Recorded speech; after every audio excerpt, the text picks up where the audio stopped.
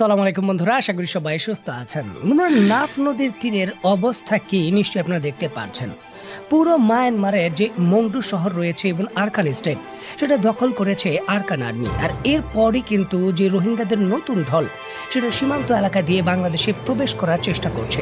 এবং এই জায়গায় নিশ্চয়ই পরিষ্কারভাবে আপনারা দেখতে পাচ্ছেন আরকান আর্মি হাজার হাজার রোহিঙ্গাদের সীমান্ত এলাকার নাফ নদীর পারে জড়ো করেছে এবং তারা কিন্তু চেষ্টা করছেন বাংলাদেশে প্রবেশ করার জন্য।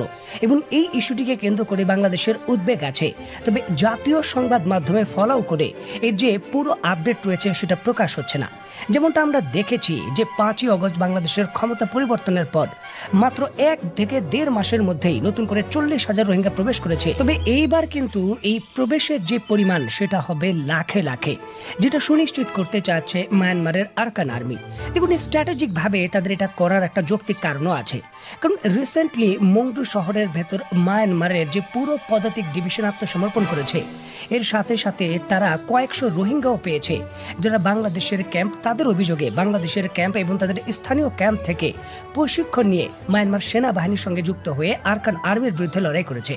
এখন যে জাতি গোষ্ঠী নিপীড়িত হওয়ার পরও আরকান আর্মির বিরুদ্ধে লড়াই করেছে, যারা লড়াই করেছে আবার অত্যাচারী এই মায়ানমারের শাসকদের বিরুদ্ধে, এই জিনিসটা কিন্তু তারা মেনে নিতে পারছে না।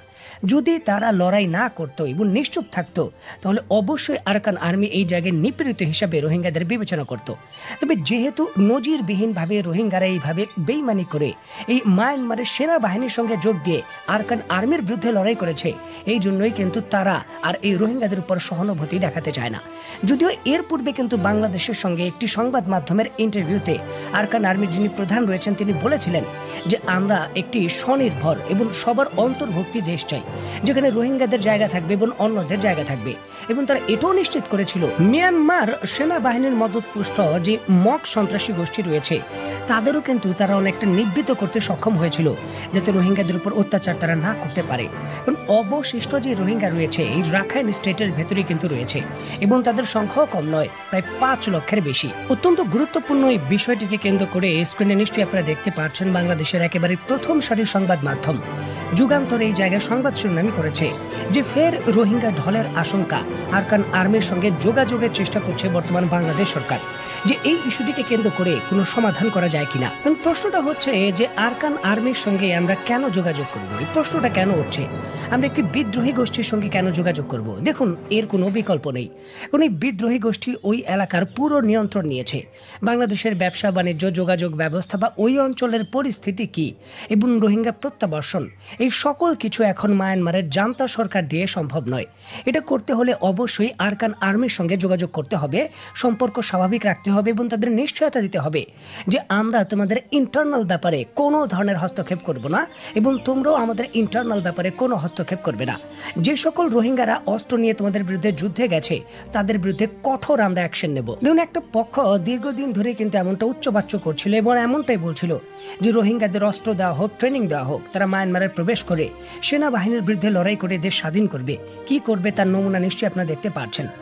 বাংলাদেশের ভেতরে থেকে বাংলাদেশেরটা খেয়ে পড়ে বাংলাদেশের ভেতর প্রশিক্ষণ নিয়ে তারা মায়ানমার সেনাবাহিনীর পক্ষে সেখান থেকে লড়াই করছে।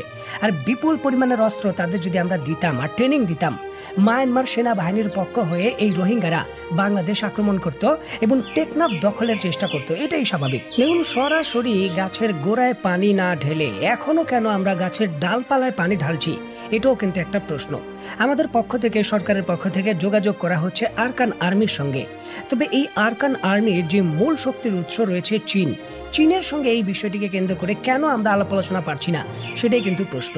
দেখুন, যদি যৌক্তিকভাবে আপনি সমাধান চান, তাহলে চীনের সঙ্গে আলোচনা করতে হবে এবং চীনই আরকান আর্মিকে কন্ট্রোল করতে পারবে এবং যে পরিস্থিতি হয়েছে সেখান থেকে উত্তোলনের পথ চীনই তৈরি করতে পারবে।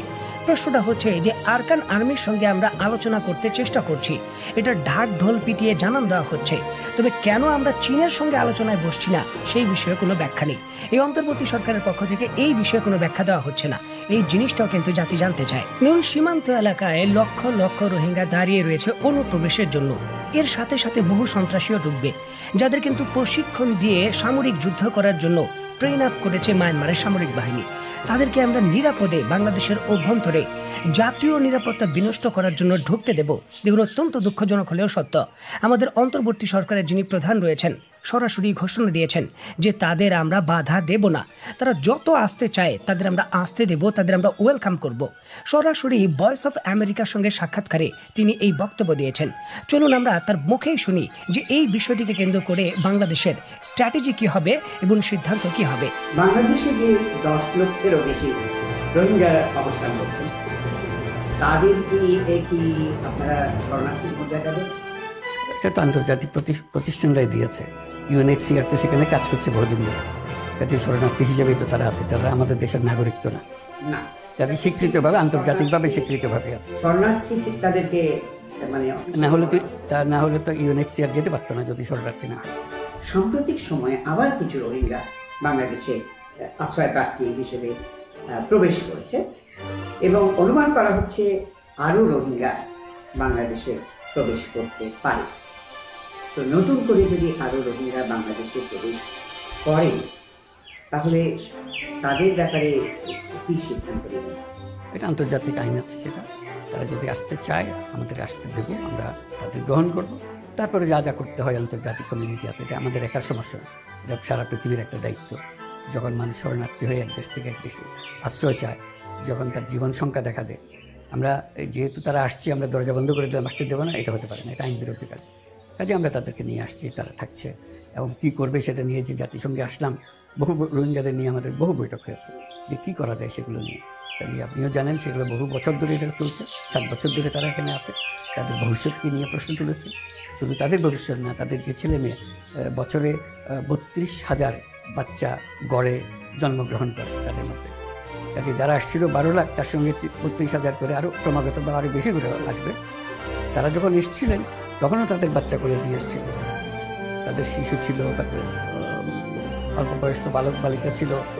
7 বছর চলে গেছে, তারা বালক বালিকা না, এখন বয়স্ক হয়ে গেছে, বয়স বেড়েছে। এদের কী করবে?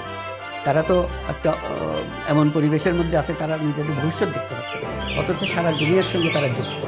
যেহেতু টেকনোলজি তাকে দিচ্ছে, সে দুনিয়াতে কী ঘটছে সব দেখছে, কিন্তু সে দেখেছে সে একটা কারাগারের মধ্যে সে এখানে বসবাস করছে। তার মনে প্রশ্ন জাগবে, তার মনে বিদ্রোহ জাগবে, এটা তো ভালো জিনিস না। তার মনে এই যে বিক্ষোভ জাগবে, এই বিক্ষোভ কীভাবে ছড়িয়ে পড়বে, কার মাথায় গিয়ে পড়বে, এখন তো বোঝার উপায় নেই।